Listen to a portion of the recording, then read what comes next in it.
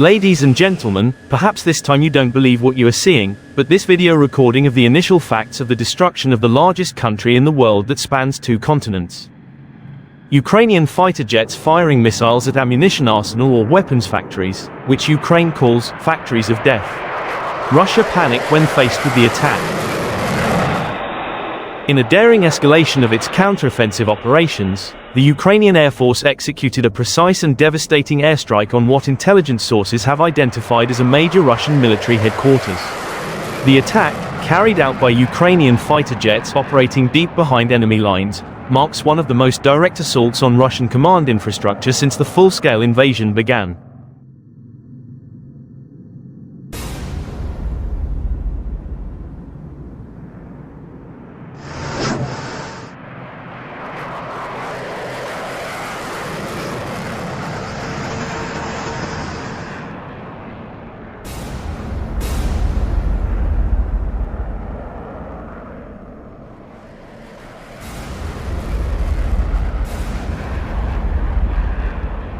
According to senior Ukrainian defense officials, the strike was conducted following weeks of surveillance, electronic interception, and satellite reconnaissance.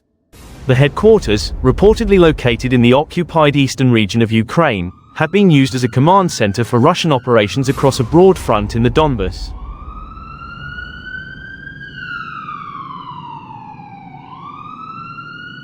Russia complains about Ukrainian drone attack. The fighters of the Ukrainian Special Operations Center perform combat missions on the hottest front lines.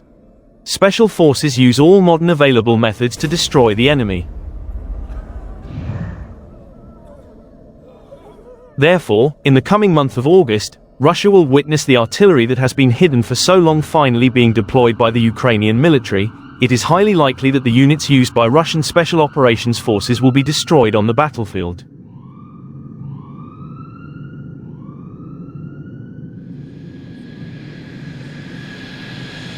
Ukrainian President Volodymyr Zelensky looked fierce as he praised the mission and said that it was a crucial step to break the enemy's backbone. President Volodymyr Zelensky also praised the courage of the pilots and the precision of the military planners, saying the operation was a testament to Ukraine's ingenuity and determination. The fighter jet, believed to be modernized F-16 and F-35 equipped with precision-guided munitions, launch coordinated attacks at any time. Initial battlefield assessments indicate that the Ukrainian strike successfully neutralized high-value targets. Russian military communication channels reportedly went dark in the area shortly after the attack, suggesting serious disruption of command capabilities. Russian state media acknowledged a localized explosion, but downplayed the extent of the damage. However, independent military analysts and satellite imagery confirm extensive destruction at the site. Footage circulating shows an arms storage being hit by a missile attack from a Ukrainian F-16 fighter jet, and subsequent explosions indicated that previously concealed ammunition and fuel base were also killed by fighter jet missiles. The strike has reportedly caused panic among Russian frontline commanders, who are now scrambling to relocate command posts and secure supply lines. This bold maneuver also carries geopolitical significance.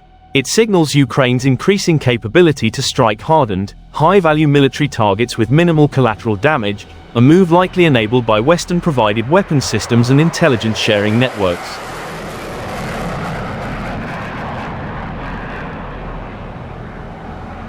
Military experts believe this strike could mark a shift in Ukraine's strategy from primarily defensive actions to a more aggressive doctrine of deep target strikes aimed at degrading Russian leadership and coordination. This isn't just symbolic, said one retired NATO general. It's a serious military blow.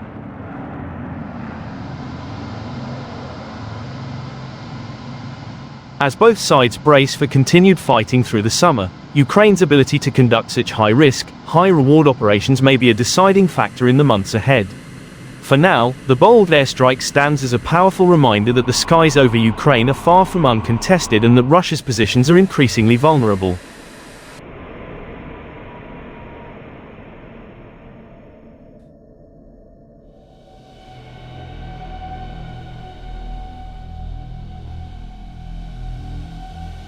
Missiles on ice.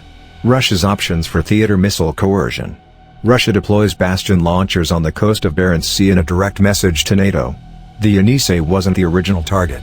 During the operation, Ukraine's intelligence operators first believed they had located a component of the S-400 Triumph.